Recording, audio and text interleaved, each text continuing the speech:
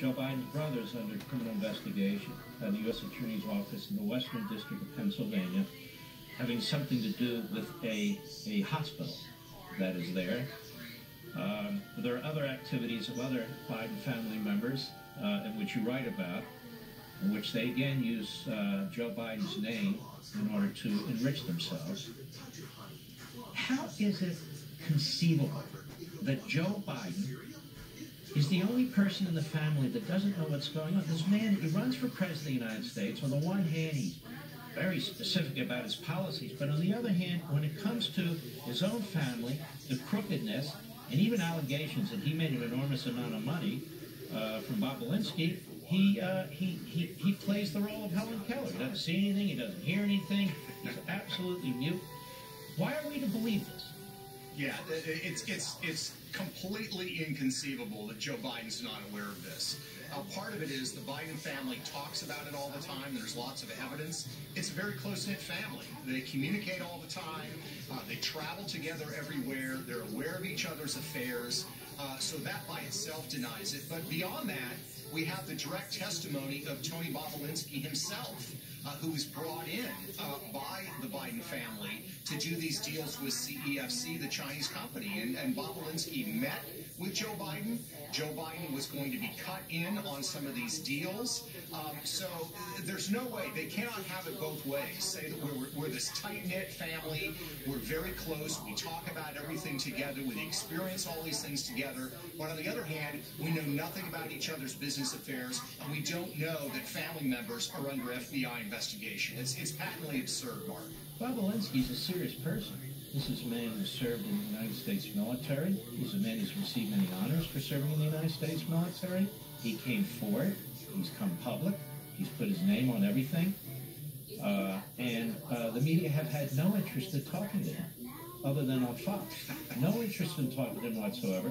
The media have had no interest in talking to you whatsoever. We talked about how none of them approached you about any of this Biden information. In the case of Bob Alinsky and the hard drive and Rudy Giuliani, those emails have specific names.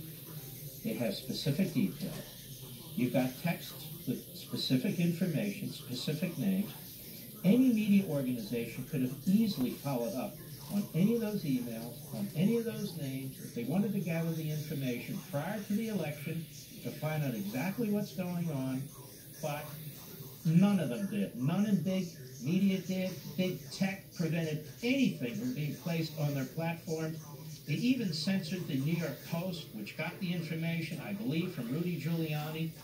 And it's the conspiracy of silence before this election because they want to defeat Trump has now resulted in the fact that we have a so-called president-elect that's corrupt up to his eyeballs, that in my view is, in fact, the Manchurian candidate. Even the individuals that he's talking about should he become president that he wants to appoint, from Secretary of State, from National Director of Intelligence, to the Secretary of Education, are all China appeasers, every single one of them. What do you make of that? Yeah, I mean, look, the Chinese themselves have said the same thing. There was a Dr. D in China, it's been circulating on Twitter and elsewhere, who gave a speech on November 28th before a large assembly in China, and he was laughing about the fact that now that Joe Biden was back in the saddle in Washington, D.C., this was very good for China because they had a long-term relationship. He even talked about the commercial deals that Hunter Biden had with China. So that is the Chinese view. Tony Bobolinsky is a very serious guy. I met with him. He did not want to come public.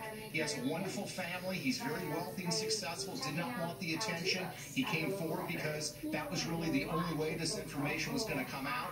Zero interest in talking about a guy who is apolitical and who his only giving on campaigns in the past, Mark, was to Democrats. The media was not interested in talking to him, and it's a tragedy. And when we come back, I want to ask you this. Is this not the worst possible time to have somebody in the Oval Office, in my view, who's corrupt, somebody in the Oval Office who is not going to take a tough stand on Communist China, while Communist China is going to move everywhere in the world, militarily, economically? Our Defense Department and defense experts are warning us about China. And here we have an appeaser who wants to be president of the United States, who will appoint appeasers around him to try and undo everything that Donald Trump did to confront the communist Chinese. Isn't this, as they call it, I don't really like the word, isn't this truly an inflection point? Which superpower is going to become the real superpower, and which superpower is going to be a secondary superpower on the second tier? And that the Biden policies and the Biden people and Biden himself are going to ensure that communist China will outrun the United States? I want to ask you that about that, your response to that when we return. We'll be right back.